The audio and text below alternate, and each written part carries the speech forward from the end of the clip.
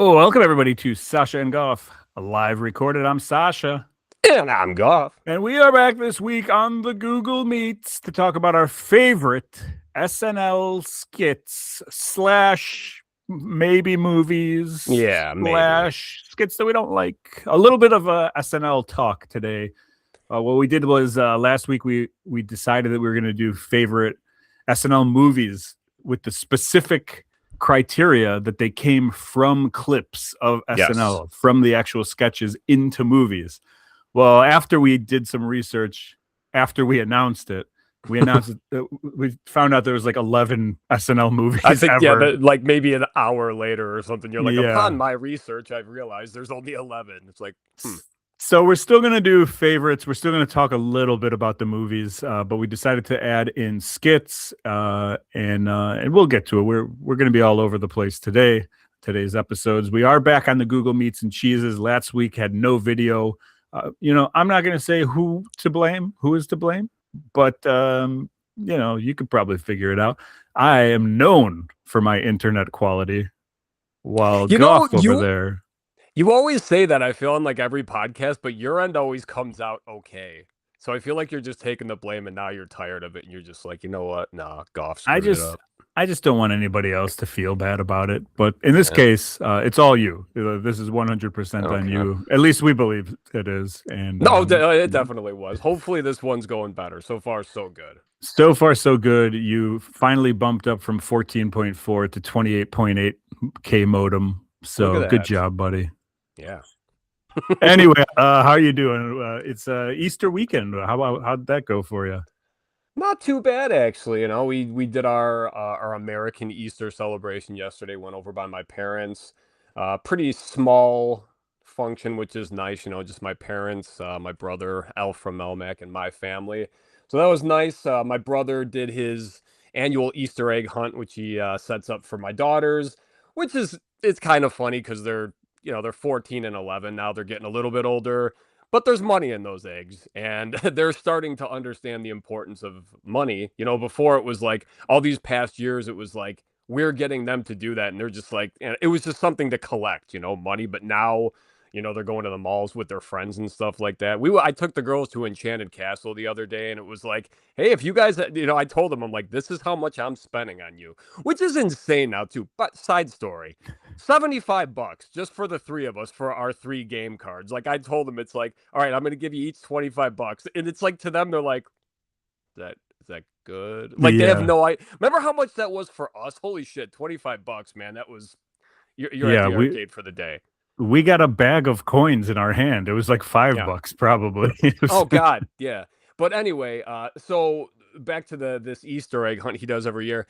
It's always a great time. But it always ends the same way, which is my brother, no, listen, you gotta go to the bed, because he always makes like a little treasure hunt with these eggs instead of just taking pictures of where he put the eggs, which I tell him to do every year. But there's no system to, like, he numbers the eggs, which is good, so we can cross them off. But like as the girls are doing it, we never cross them, so it just turns into chaos. But yeah, it's a lot of fun. Got to see the family and everything. Hung out for a few hours. My mother-in-law's birthday was yesterday too. Happy belated, Mom. So yeah, that was Easter. Did you guys do anything with Megan's family? Yeah, her mom makes lunch, and my parents went over there, and it was good. And her mom gave us Easter eggs with money in them. Nice. So you're never too old or too young or whatever. No hiding of any sort of eggs. Although I did see a funny video this week of like a grandma and grandpa who were in a house with the children, like small children. And then the parents of the house, or it was just the dad, he was outside of the house. So the kids could see him and they could see all the eggs, but they weren't allowed to leave the house until the grandpa said it was okay. And the grandpa was in on the joke. So he was like, you can't go till I say. And their dad was just outside opening all the eggs and eating the candy inside. Oh, nice. And I was like, that's awesome. Yeah, that's an excellent way to do it. No, Easter was good. Like you said, American Easter this week. And next week is Serbian Easter. So I got 2 Easters. Next week is the one that I actually go to church for and all that stuff. So, it's what it is. It's Easter. And here we are. So You got to get through it. Yeah. Yeah, we have one more to go as well. We have our Orthodox Easter next week. I fully intend on coming back next week telling how I lost the egg game, as I lose every year. Speaking of lose, Illinois lost in the Final Four. Unfortunately, with the Balkans were not good enough to beat UConn, and the referees, according to what I've heard, straight from the Balkan Gazette, who was telling me that the referees screwed everybody over. We're actually recording right now during the finals. Michigan and UConn are playing right now, so go blue. I don't know. You have no interest in it whatsoever. No skin whatsoever. I'm actually like interested in the White Sox game right now. So they have more wins at this time than I think they had all year last year. So that's like when I talk about soccer, is you talking about the White Sox. It's just you better hope that they're not good this year, man, because otherwise I'm not going to stop. Happy birthday to the king, Frank Dukes, known for being what Bloodsport is about. There you go. It is today is his 70th birthday, so I wanted to shout out Frank Dukes. Come on the podcast, Frank. We believe every story you've ever told, and we want to see you punch bricks and stuff. Yeah. I don't know if you can tell, I'm still a little bit throaty, a little bit sick. No, you sound okay. Good. We're on day 10. This is the best I've been, but I can't believe how long colds last. Hear me out. Put your tinfoil cap on. I think COVID was just to spread colds that get people sicker for longer so that they have to go to the doctor and like get, treated and stuff like that. Put the hat on. We got to put a warning sign that says like, this is not a conspiracy podcast or whatever. At the bottom, it's like tin hat on now. Yeah. It's like in the movies when they would tell you to put the 3D glasses on. Did you hear... we're a couple weeks away. I went to a concert this past weekend. I'll talk more about that later, but we're a couple weeks away from our biggest concert of the year so far, a Wilhelm Scream coming to play the Cobra Lounge. Did you hear who the openers are for the show? I think I saw, but I didn't recognize any of the names. So maybe I'm wrong. I hope I'm wrong. Okay, so La Armada is playing, they've played with Wilhelm before. Good band, really good band. Lineup Latino changes hardcore. Galore. Yeah. Lineup changes in that band. There's only 2 guys probably since the last time you saw them, but they're really, really good band. Okay. Very cool. Goldweight is playing. Oh, nice. I did not see this. Okay. So Goldweight, cool band that we've talked about. Barrington's own Bad Planning, who we've adopted on this podcast as our own, our local heroes. And the singer of Bad Planning is in Goldweight with the singer of Much the Same, who you're a fan of. Yeah. And I'm okay with. But how is it that we're 25 years later and Much the Same is still playing on every good punk show that comes through? I don't. This is your fault.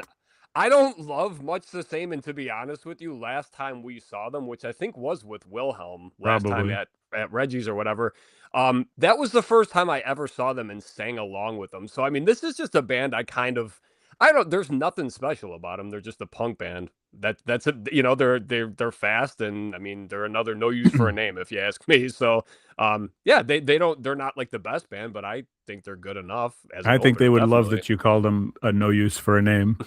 And then the last band that's playing is Burn Rebuild, who I believe also played last time Wilhelm played either Reggie's or Cobra Lounge, whatever it was. Burn Rebuild, of course, featuring the bass player Frankie of Much the Same. So we can't get away from these. Oh, man. Okay. They're half the bands on this show. By the way, real quick, I feel bad because I made it sound like they're a nothing band, like no use for a name. That's not what I meant. I just meant no use for a name is just kind of like a basic punk band, and I don't know why I use them as an example, but anyway, I think you just keep putting your foot in your mouth. No Use is like a legendary punk band, dude. And you love Much the Same. So, but anyway, decent band. But I'm thinking about taking the day off afterwards because I already took it off. Yeah, you have to get up at like 2 a.m. the next day or whatever. But a Thursday night show, 4 bands on a Thursday night is a little bit rough. So. We'll see how that goes. Yeah. I have a little bit of an interesting story if you feel like listening to it. I have one too, actually. You know what? I'm gonna hold off on mine until next week because no, I don't want to steal your thunder. You started. No. This, It's I'm not sorry. not for that reason, but for the reason of I want to think it through my head a little bit more, maybe because it involves my work, and I've never talked about my work Oh, here. okay. And so I'm gonna hold off until Are next you week. sure? Oh man, that sounded Yeah. like it could have been fun. Damn it.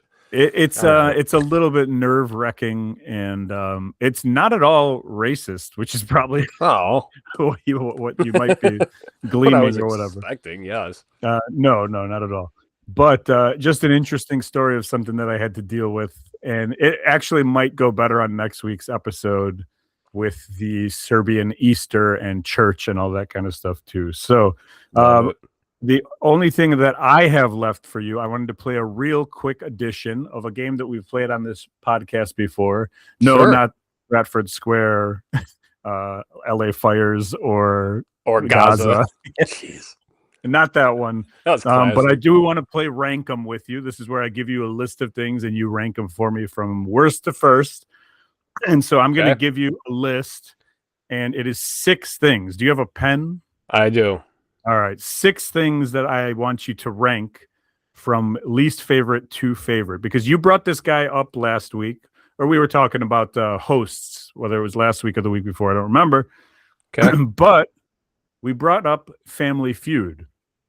And so I wanted to play Rank 'em Family Feud hosts. Okay. Because there has been a bunch of Family Feud hosts. Now, maybe you haven't seen some of these people as hosts. So if that might disqualify them from your rankings. I don't know. This But is the 6. This is all 6 of them that you have. All 6 of them I'm going to give you. And I want you to rank them on their Family Feud hosting abilities, not on whether you like the person or not. Although that might, interfere with some of it anyway. Yeah. So, first guy, you have Al Borland from Home Improvement. Remember, he was a host. Yeah, Richard Jenkins, is it? Or Richard Karn. Richard Karn. Okay. Louis Anderson. Okay. Steve Harvey. Okay. Ray Combs. Do you remember Ray Combs? Was he the oldest one? Was he the white guy, like the guy from Seinfeld? Is he like Elaine's boss? No, that's John O'Hurley, who is on the list. All right. Wait, so who's the Ray Combs? Ray Combs was he like the original? Richard Dawson was the original. He's the one who used to kiss the ladies and whatever. Ray Combs came after him and was on for like 6 years. He's who I consider my Family Feud host. Oh, that guy. Yes. Yeah. Okay. Kind of shorter guy. Yep. But he was around for a long time, and he was probably like when I got into Family Feud, he was the host. So I think of him as the main guy or whatever. So those are the 6. Do you want me to do mine first? Or do you want to go first? Or I'm not even gonna go. Are you ready? Yeah. You could we'll go back and forth. Who's your worst? My worst, John O'Hurley, Seinfeld guy. I got Louis Anderson.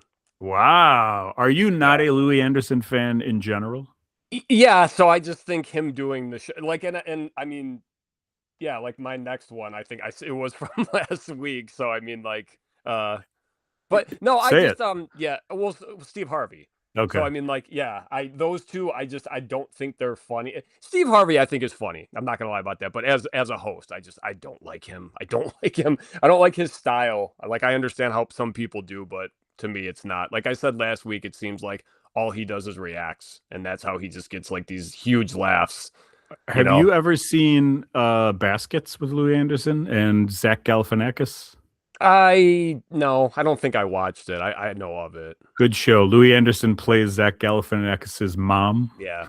It is a very, very funny show. Okay, so your number 5 was Steve Harvey. My number 5 is Richard Dawson. I thought he was just creepy the first time I ever saw him. Him being the host of Family Feud it got Arnold Schwarzenegger to request him to be in Running Man as the game show host, the original Running Man, which he did a great job. Yeah, he did.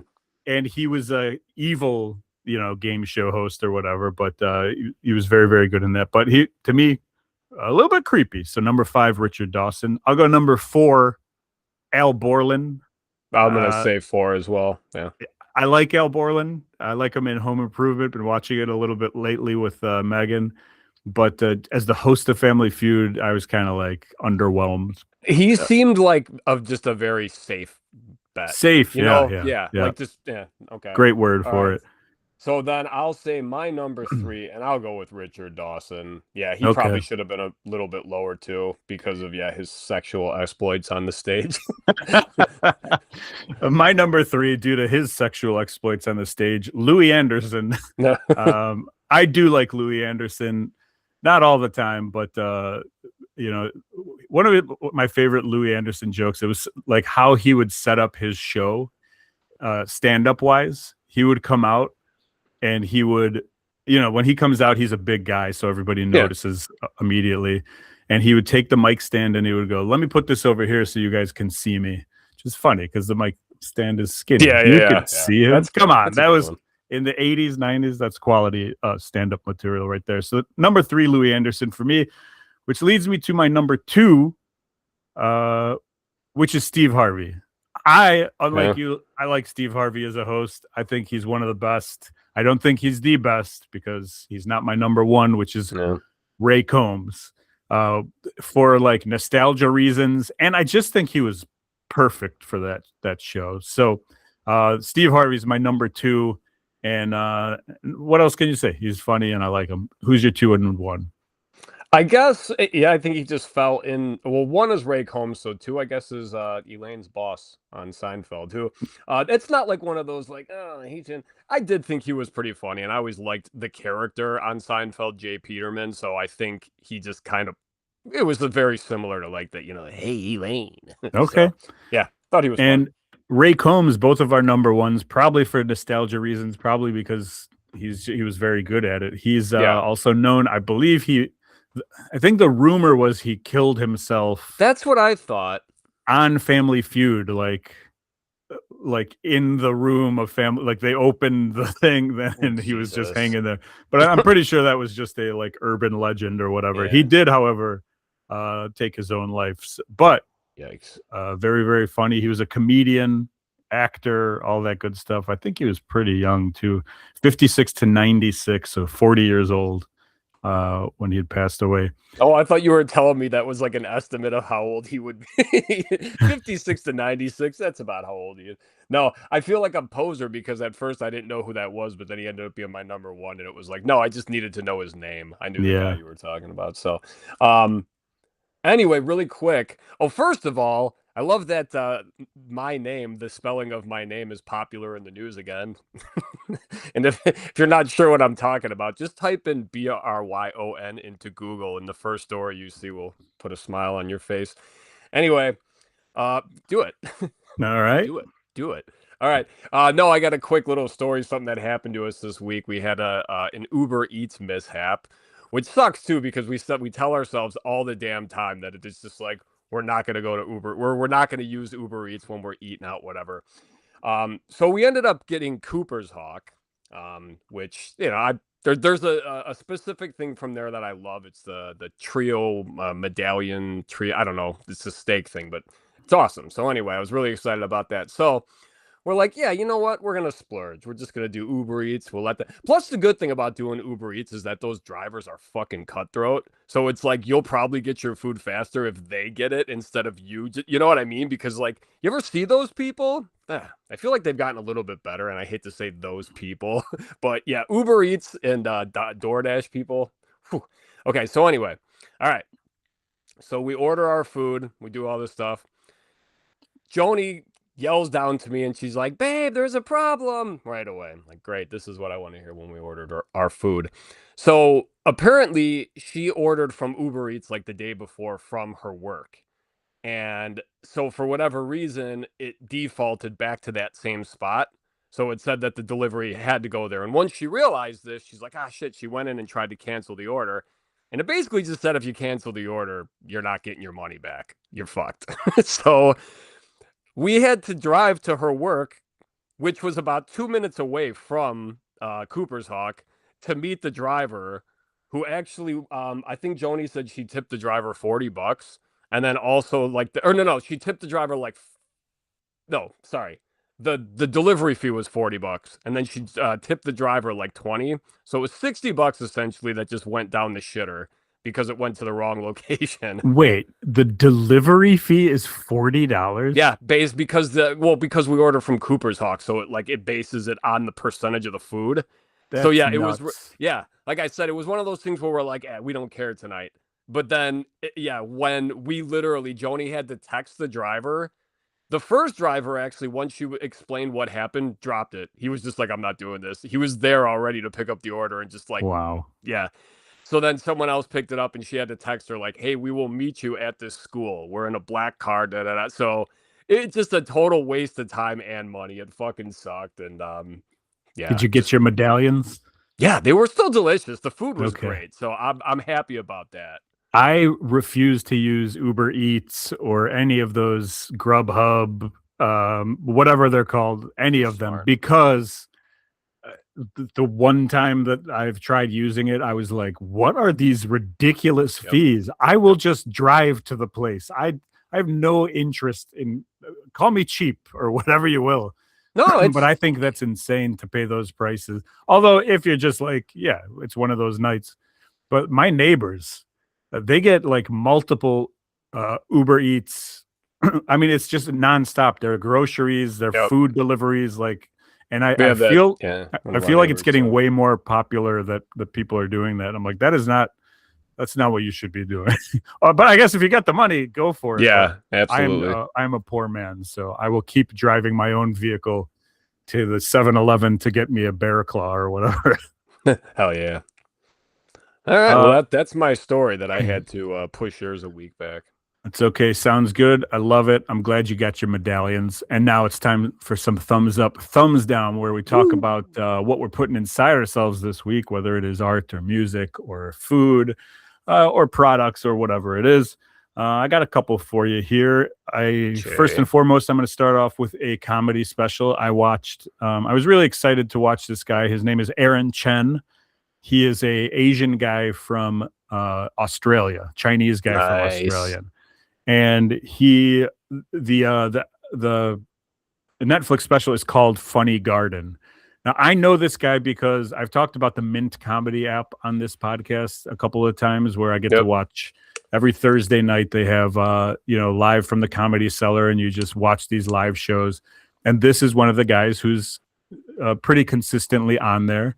And so they do like 10 to 15 minute sets on these shows. You know, they have 5 or 6 different comedians, and they each do about 10 minutes, and it's a good show. And I've seen this guy on that many times, and he makes me laugh. He's very like low energy, almost monotone, a little bit weird, a little bit goofy. And so I was really excited to see that he had a Netflix special. I was like blown away that he would be offered one in general, because he doesn't seem like that massive of a, whatever. But then I watched the special, and 60 minutes, or it was actually like 47 minutes or something like that. I'm giving it a thumbs down. And I hate to do that, but I feel like it's going to be a lot more thumbs down on comedy specials, because everyone's got comedy specials now, and they're just not that special anymore. That's a good point.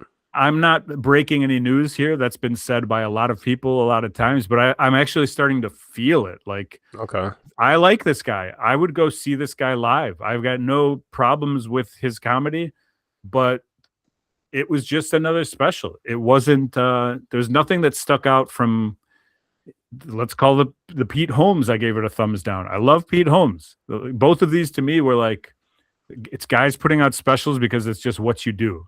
Yeah. It wasn't actually something that I was like, oh my God, I need to recommend this to everybody. I laughed. There were times where I laughed. There was times where I laughed really hard, but just overall 60 minutes, it wasn't for me. So thumbs down, Chen, Funny Garden. Okay. But do check him out. He's funny. Like, it's weird to give a thumbs down, but be like, no, but you should see him. He's still funny. But for me, the special is a thumbs down.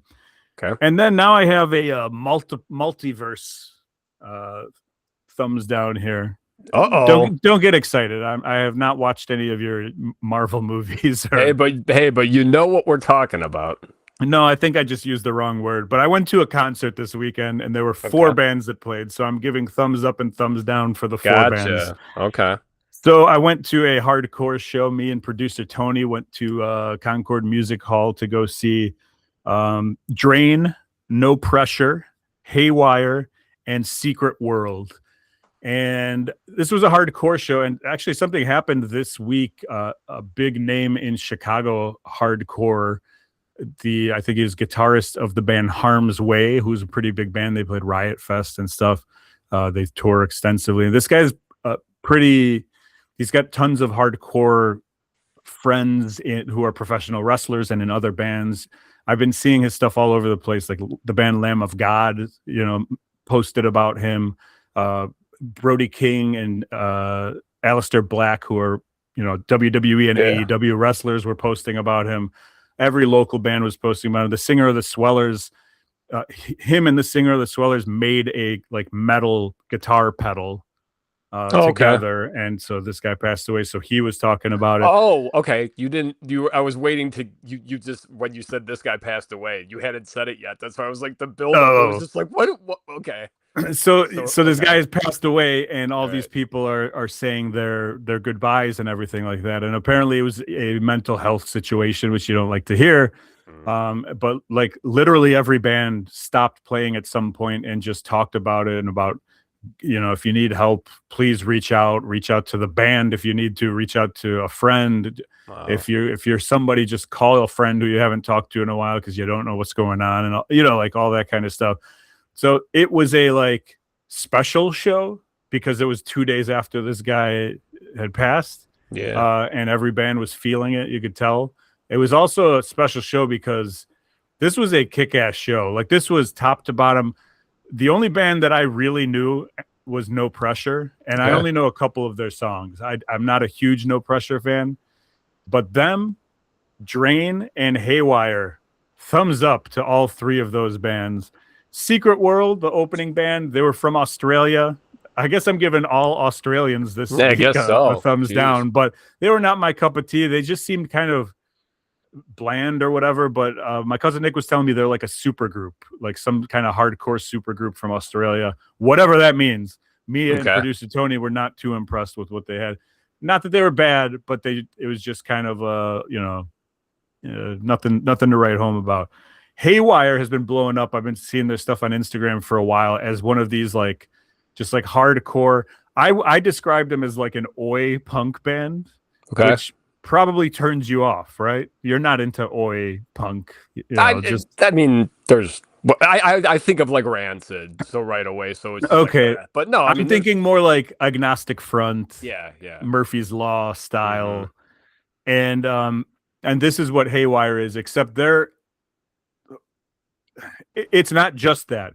They're better than that, in my opinion. It's a little bit of hardcore, a little bit of punk, but a lot of their songs.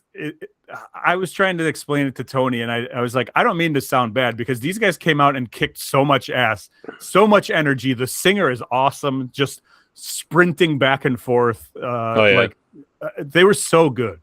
But to me, it's you can put them in a group of these guys. Their lyrics are juvenile. It's I'm gonna punch you in the face, FACE, punch you in the face, stuff God. like that. That's not really that a song of theirs, but that's what I'm trying to say. They have a song called Haywire. That's their band name, and everybody's like Haywire, and you're like, oh, okay, it's not Bob Dylan-esque. There's not a lot of thought behind it, but they were phenomenal.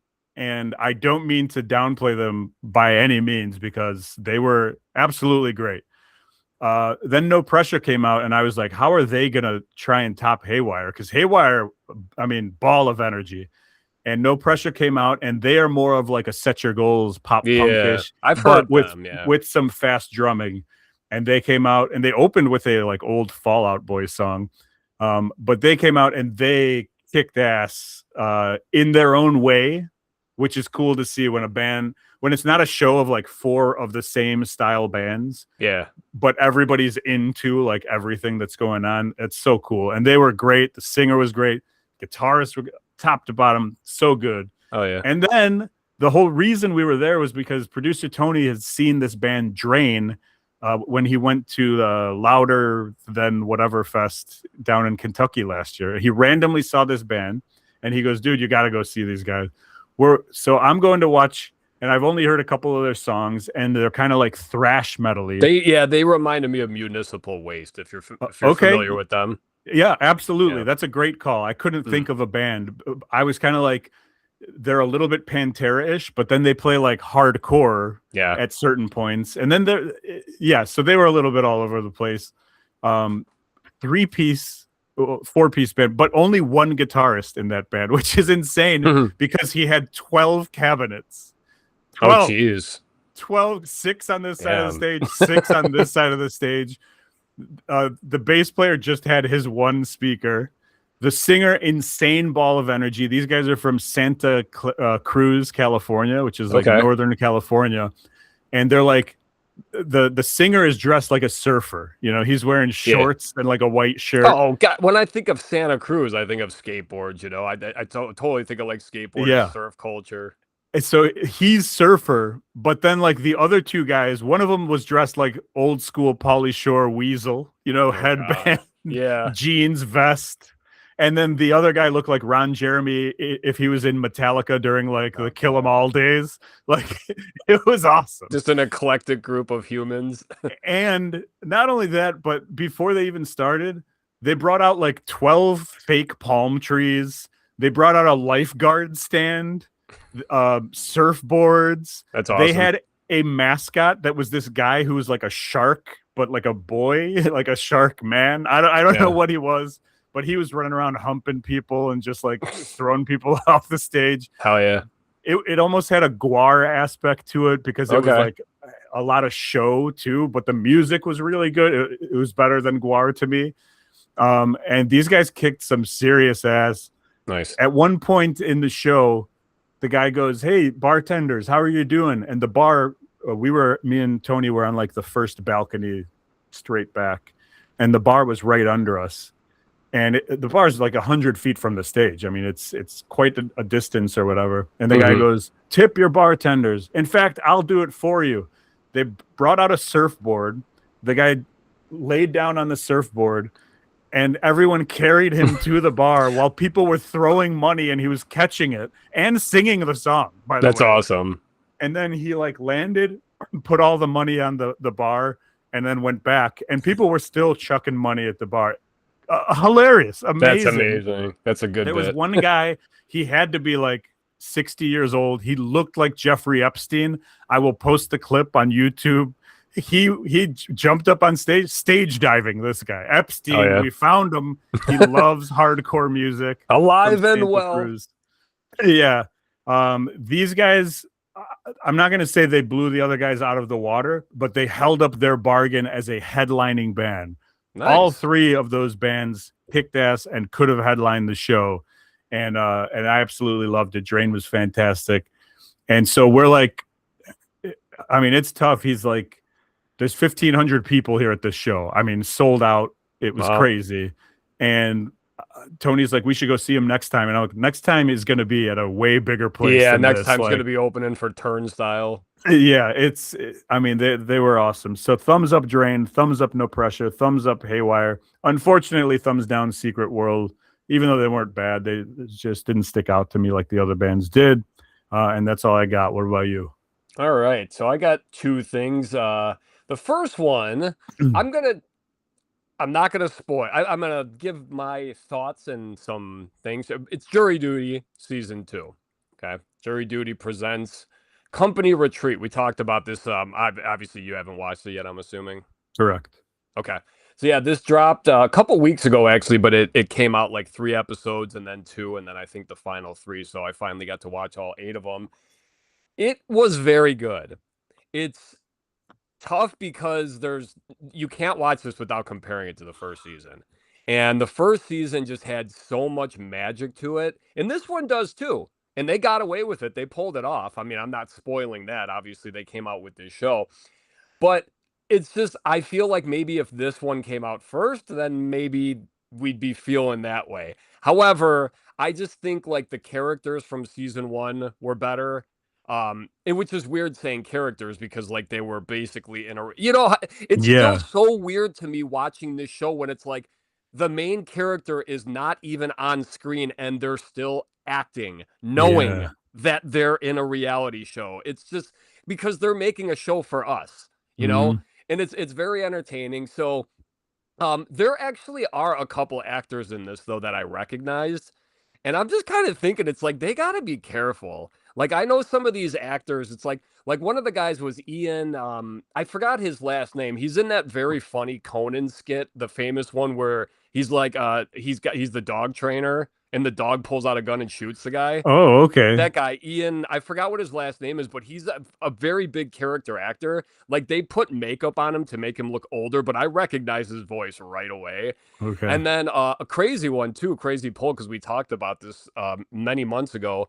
The show Unhappily Ever After, the mom from that is on this. Stephanie Hodge is her name. She was on like a few other shows, but I recognized her and then I looked it up and it was just like, oh, okay, so that's who it is. But anyway, yeah, so Jury Duty season 2. I think it was a lot of fun. Like I said, compared to the first season, I didn't enjoy it as much, but you can definitely. It's 8 episodes. They're 30 minutes, so you can probably watch it in one sitting. Actually, if you're up to it. Yeah, that's not Very, bad. 30 minutes is good. yeah, I hate anything that's past 30 minutes at this point. Like I don't want to give that much time to anything.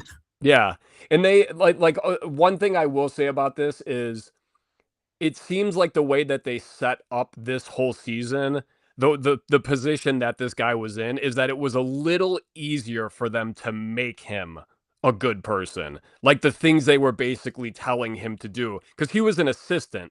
So it was easier to just keep being like, hey man, you got to do this. Whereas in season 1, this guy Ronald's probably like, why do they keep asking me to do this stuff? Why do I Yeah. have to, you know?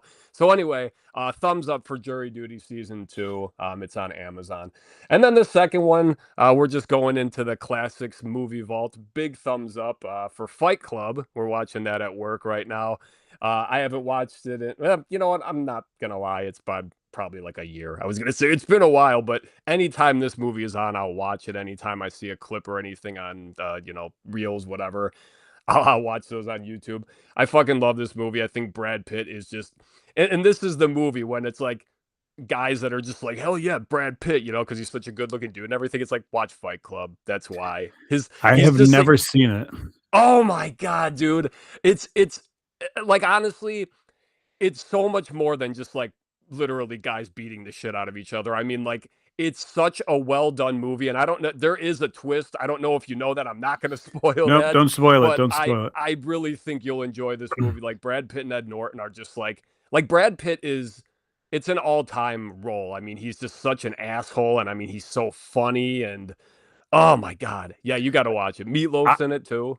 I think that the reason why I don't watch it is not because I have anything against it, but it's because I don't know anything about the movie besides like what happens in Fight Club Yeah, don't stays in talk. Fight. Yeah. Yeah, yeah, Rule number whatever one, it you is. don't talk about Fight Club. Yeah. And so to me, if I had to guess what the movie was about, it would just be about some sort of Fight Club, and I wouldn't know what any other story is with this thing. So it doesn't grab me to like want to watch it. I don't care about Fight Club. I don't care about the people fighting or whatever. Yeah. So I'm never too interested in it. So the fact that you said there's like a swerve or something, I'm like, It's okay, yeah. all I mean, right. there's definitely there's men fighting in a fight club. That's what it is. Yeah, But I mean, like the movie is just like it's there's something else. yes, There's it's something else. literally not just like the plot of the movie is it's like, oh, Yeah. finally Brad Pitt and Ed Norton have to fight against each other. It's like no, yeah. I really think you'll enjoy it. But Okay. yeah, Fight Club, huge thumbs up. So All that's right. all I got. And that takes us to our top SNL movies, skits, etc. So let's talk movies Let's talk first, movies because real quick. Yeah. let's get it out of the way. We decided to look it up afterwards, and according to Wikipedia, there's only 11 SNL 11. movies, which Yeah. is insane. I would have guessed way more than that. And there was a couple of them that weren't on that list. And then I found out that like those skits came from other stuff that wasn't also SNL. Like I Mm. recently watched that movie with Oh, what's the people with the dog show movie? Oh, A Mighty Wind is the movie that I'm thinking of. Yeah. So that, to me, I had heard that came from an SNL skit. Like those three guys were in some sort of skit. But Wikipedia said like it wasn't a like SNL thing. It was just kind of like a one-time thing that possibly came from a different time as well. So they didn't put it into their movie list. Then I looked at the 11 movies on the list and I was like, woof. It's tough finding a top 3 out of those 11. So do you have a top 3? All right, yeah. I mean, like, I'll just quickly. Coneheads, Wayne's World 2, Wayne's World 1. See, mine, MacGruber, Wayne's World 2, Wayne's World 1. I put MacGruber as my potent notable because I've seen like not enough of that movie, but I know it is fucking hilarious. Yeah, and I mean, like, just the fact that Val Kilmer's villain name is Kunth is just like a joke that Joni and I, for two people who have never seen that movie, we use that joke so much. But what I've seen is hilarious, and I know The Lonely Island, like, we're behind that movie. So, but yeah, Wayne's World 2 and Wayne's World 1. I mean, and by the way, Coneheads was my first potent notable too. It was just a movie. I remember they used to play it on Comedy Central all the time when I was growing up, and I'd always like sit and watch it. Chris Farley being like the boyfriend. Yeah. I wanted to ask you about 2 movies in particular. One, I think we've talked about already. It's Pat. Yeah. Megan's favorite movie of all time. I mean, I put it on my bottom just because it's one I've seen. Because I think I haven't seen all these movies. Yeah, isn't that crazy too? Yeah. That there's only 11 of them, and I was like, wow, I have not seen most of these movies. Someone at my work brought up Blues Brothers, and I told him that I've never seen Blues Brothers. And then he was like, what's wrong with you? And he just started playing clips on YouTube of Blues Brothers. And I was like, oh, I've seen like the police chase. Real and stuff quick, like that. Is that not one of the worst things? And you know what? I'm guilty of it. I hope Joni's not listening to this, because when someone just walks up and makes you watch a clip, it's different. Like if someone sends you a YouTube video, like a text or whatever, but when you're put on the spot, and it sucks too, because sometimes you're just not in the right headspace, and then they're like, "What, you didn't like it?" And it's like, or you just have to be like, "Yeah, that was funny. That was good. That was great." That was good. And it really wasn't. So sorry. Yeah, no, I mean, Blues Brothers is one of those movies that I'm like, I'll probably give it a chance at some point, but I just never really cared for those Dan Aykroyd in particular, and just like, I don't know, that vibe of that movie is. I think it was a little bit earlier than the movies that I liked, because it was like 1980. I want to say that movie. So I don't know. Hattori Hanzo, should I watch Blues Brothers? Let me know in the comments. Anything else about movies? Or did you want to talk about Ladies Man or the Night at the Roxbury? Night at the Roxbury, all I wrote down is that there was the one funny recurring joke about how the dad kept asking, like, if he's like, "Did you just touch my ass?" And then like like he'd be on a phone call with someone and the guy's like, "Sir, it is physically impossible." You know what's funny too, actually? Did you ever see that movie Corky Romano? The one with, I think recently, yeah. I actually put that down. I put Night at the Roxbury on my tops because I got it mixed up with Corky Romano. Now, Corky Romano is not a good movie, but it does have some really funny parts. Like his two brothers, because it's the one where Chris Kattan's like dad and his brothers are in the mob, and he's just kind of like a quirky dork or whatever. But like, one of his brothers is gay and the other one can't read. So it's just hysterical, the jokes throughout. Like the one guy, he's trying to order an ice cream, like from the ice cream truck. And he's just like, yeah, let me get a vanilla.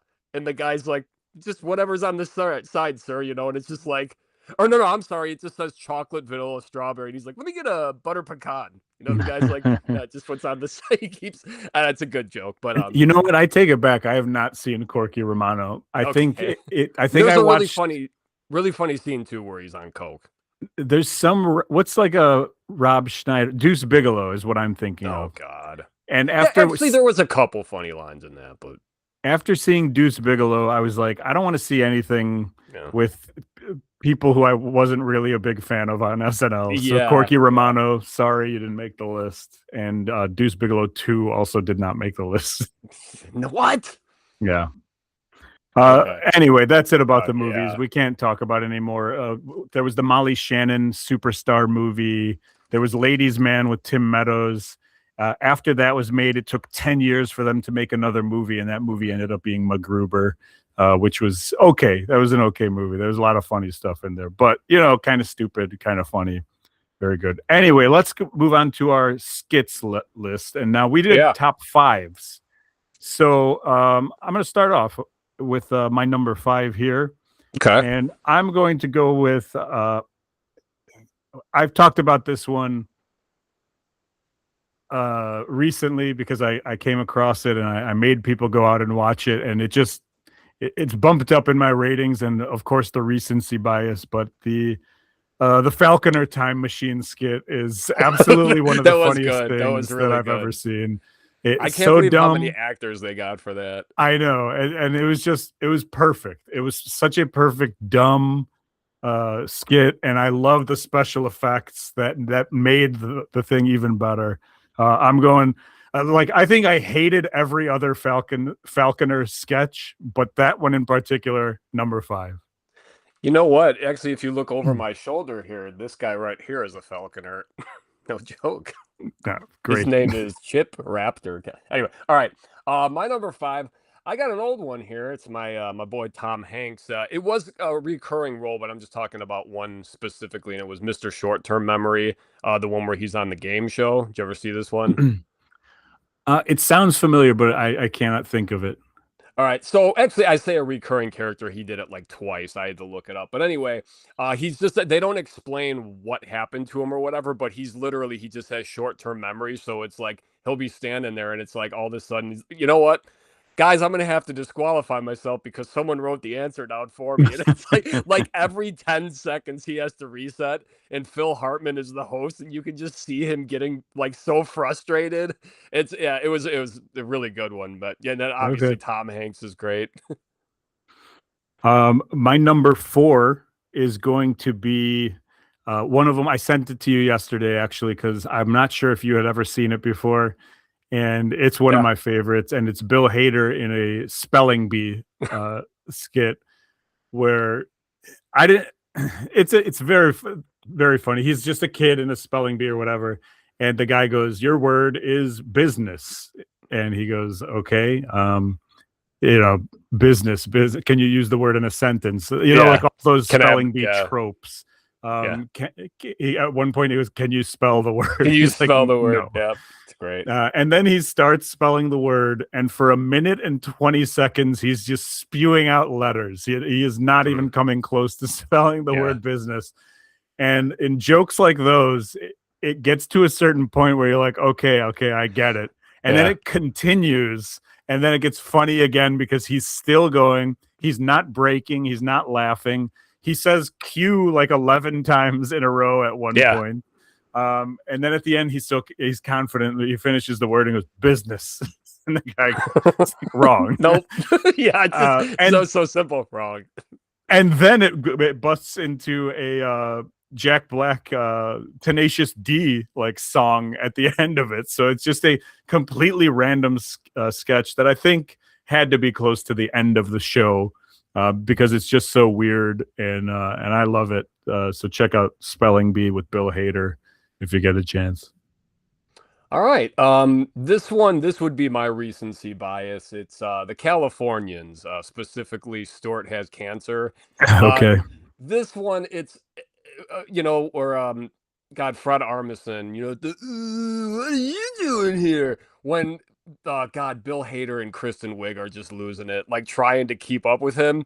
And the whole thing, and I don't know, is it like an LA thing that everyone always describes, like how they got, it's always like, I guess. On the 49, go to the, and just like, take the PCH up to 405. Get out of here. Yeah. But I feel like in that skit, Armisen is really just like, he's torturing those two because he just goes a little extra with all the different words.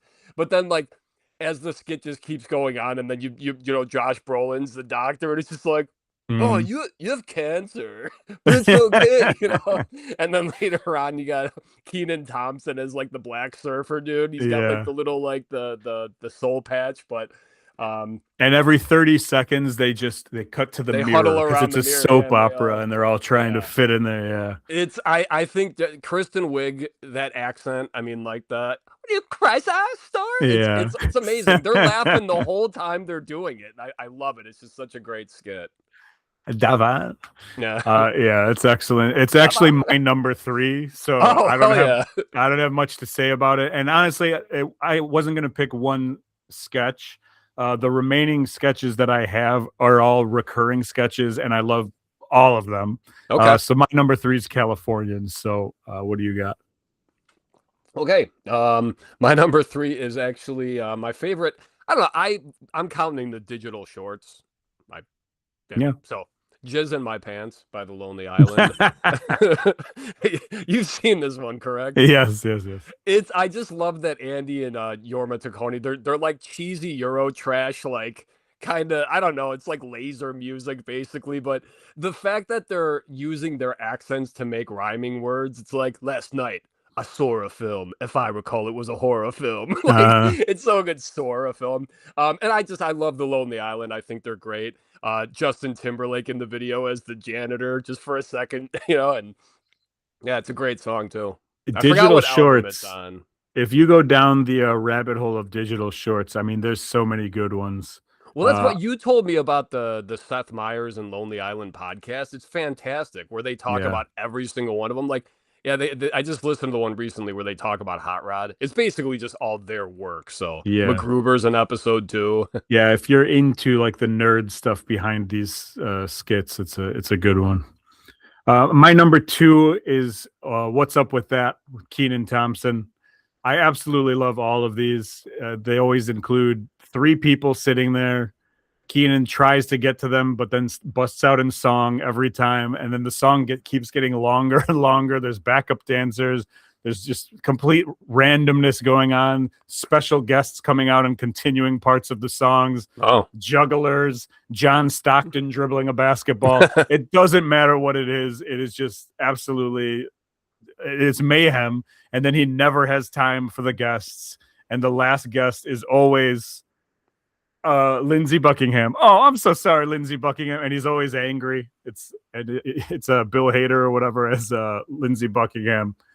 And then he forgives him at the end, and all is good. So, are you familiar with this one or no? Not at all. Maybe, but no. And I feel bad, because you're so excited. Like, dude, this is like the shock of this episode that you do not know this thing. So you're going to be getting a bunch of them sent to you by me. So, all right. Well, my number 2, it's another classic one. It's Schmidt's Gay, starring Adam Sandler and Chris Farley. Solid.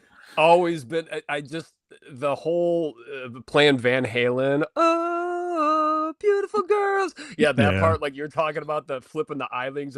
Also, what I think is my favorite part, when he's got the video camera and then one of them pushes it towards the other guy's junk. So the close up there, and then just it's a dirty ass pool. They turn the water on, and all of a sudden it's a bunch of topless dudes, in speedos. And hey, man, I'm pretty glad I chose to house it.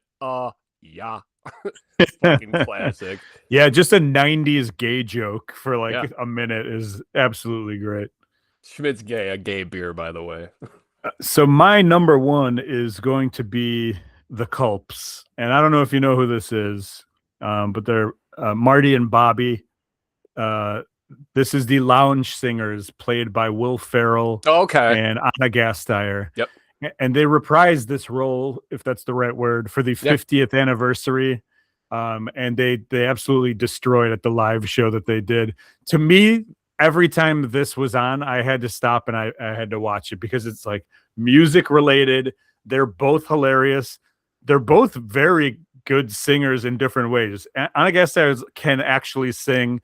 And Will Ferrell has that it's almost like a butthead voice while singing, but together they were perfect. And they're always playing like a school assembly or some sort of shitty lounge hall, something inappropriate. Yeah, and it's great. I've loved every episode of that, and they're 2 of my favorite characters. Anna Gasteyer, very underrated.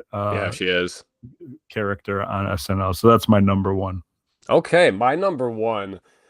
All right, we're going back to like the early 90s here. So this is one of my favorite episodes of all time. It comes from the one where Jason Priestley hosted. All right.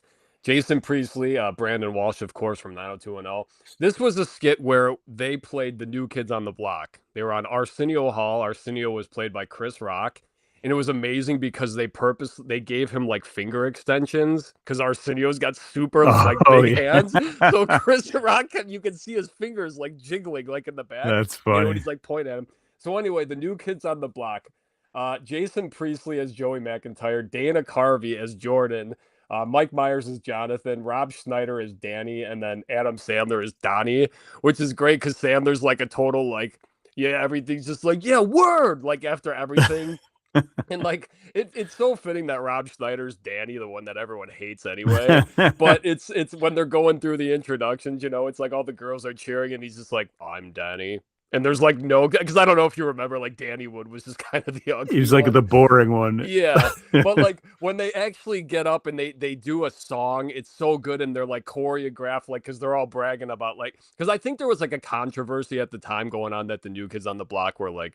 You know, it was like no shit. Like someone was writing the music for them and all this. Mm. You know, and it was just like they were trying to defend themselves. Like, no, we're good writers. And so the whole thing, it's like, you know, like they're dancing and they're all like watching each other so they know what to do and everything. And just like the lyrics are terrible. And when Dana Carvey comes out as Jordan Knight, it's so good. It's just like like the high pitched voice. It's such a good skit, man. It's and I am that not familiar with it, so I will have to seek this one out. I'll have to. It's not on YouTube. I was looking for it. I found it right before the show. There was like an Instagram reel that had it. It's like a 5-minute skit, but it was hysterical. And yeah, that whole episode with Jason Priestley was amazing. So that's my number one. Do you have any potent notables for this? I do not. Okay, I got a couple. Okay. One is Massive Head Wound Harry. Yeah, that's which a good one. is half disgusting, half hilarious. It's just a guy who shows Who up to a plays party. that character? Dana Carvey. Okay. Hey. Yeah. He just shows up and to this party and his head's bleeding. Yeah. And he has no clue and he's like, oh yeah, okay. And then he goes in like kind of to lay down and then a dog starts just gnawing at his head. So gross. It's stupid, but it is very, very funny. This one's a little bit more recent. It's got Tim Robinson and Jason Sudeikis, and it is they're both the Tesh brothers. So they go into a meeting with Vince Vaughn, who is the NBC executive of this thing, and two other people, Kate McKinnon and Keenan, I believe, are in it as well. And it's John Tesh and his brother Kevin or whatever it is. And they're pitching the NBA song, you know, Yeah. And Tim Robinson is like the genius of the family or whatever, and he's playing the brother, and Jason Sudeikis is playing John Tesh just on keyboards. And so Tim Robinson, you know, they start the song and he's like, basketball, give me the ball because I'm gonna dunk it. And so it's like the dumbest song, but it goes along with the NBA. Uh-huh. And because I'm an NBA fan, because that song is part of my youth, forget it. I love this thing. And then they're trying to be like, no, we don't want the lyrics. Can we separate the lyrics from the music? And they're like, I guess. And then Tim Robinson just starts singing without a keyboard. He just starts. They're like, no, we meant just the keyboard. And then they end up like destroying the set, like the office that they're in. And they're like, sorry, we didn't know this was going to happen. And they're like, but you guys brought weapons. Like, you totally knew this was going to happen. They're like, yeah, we did.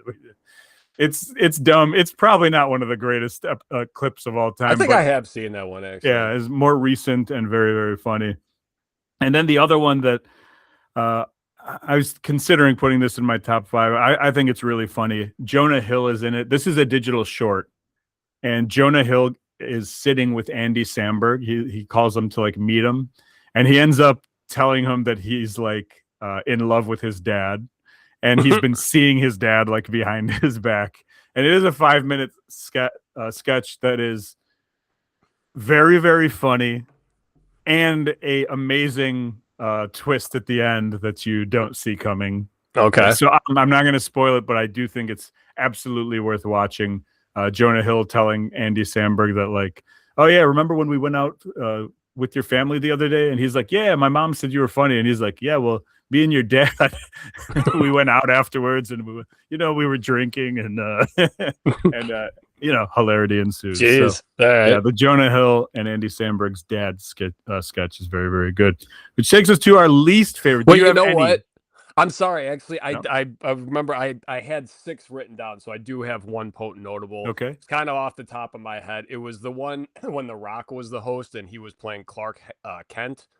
Do you remember that one? Is it like you could see the Superman suit underneath his suit, and it was basically Chris Parnell and I forgot who else, but they just kept, it's like, hey, did you guys hear that Superman was a flaming homosexual in college? And he'll look over and it's like, well, I mean, Superman experimented a little bit, I hear, stuff like that. So yeah, that was a great skit. I always, the episode with The Rock was another really good one, because that's when like the first time people got to see like how funny he actually was.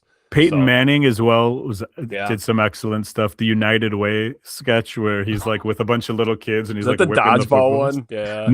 Oh, he's just like playing like he would professionally, but with children. Okay. So like, I remember him whipping the ball at the kids. Yeah, one kid can't catch it, so he makes him go sit in the porta potty and like think about it and whatever. Like, it's good stuff. Do you have any least favorites?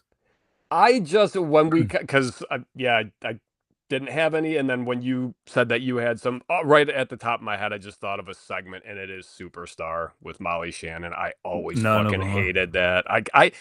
It's hard for me to even like her in anything, because I just think she's an obnoxious character, but she's funny in some stuff. But that character specifically, no, like the sniffing the armpits thing, I just think is too much.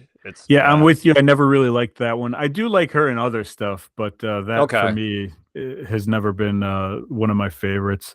I've got 3 that I'll just mention, and all of them are like recurring. They're not a specific skit, but to me, Ladies Man sucked. I don't know. Tim Meadows to me is just like never did anything for me. Like I don't think I like Tim Meadows.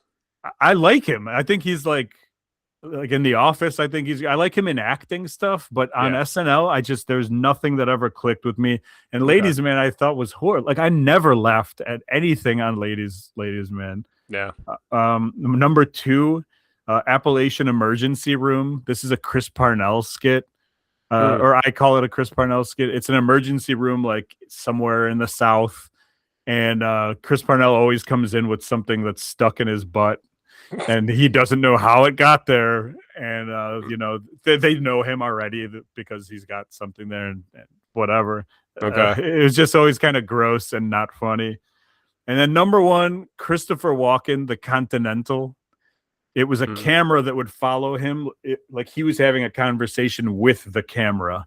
And the camera was like a person, and he'd be like, "No, come on into my." It was very rapey. It was very it was just like a stupid. I never liked it. He was always wearing like a robe and smoking a pipe, and I like Christopher Walken, but that was one of them. I've never seen a funny one, and so The Continental.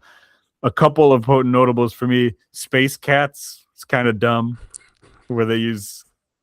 It's Andy Samberg and Bill Hader, and they use cats as guns. Okay. It's like a Star Wars ripoff, but with cats, and the cats are guns, and they shoot lasers. And like every skit ends with Lorne Michaels kicking them out of his office because they're pitching him this, and he's like, "You got to leave." And then the Kate McKinnon like being abducted by a UFO. Oh, you don't like that one? No, I do not like those. She's very good with that character and how it speaks and everything, but it wasn't for me. Not for me. I just don't like hillbillies. Apparently, like that and the Appalachian thing.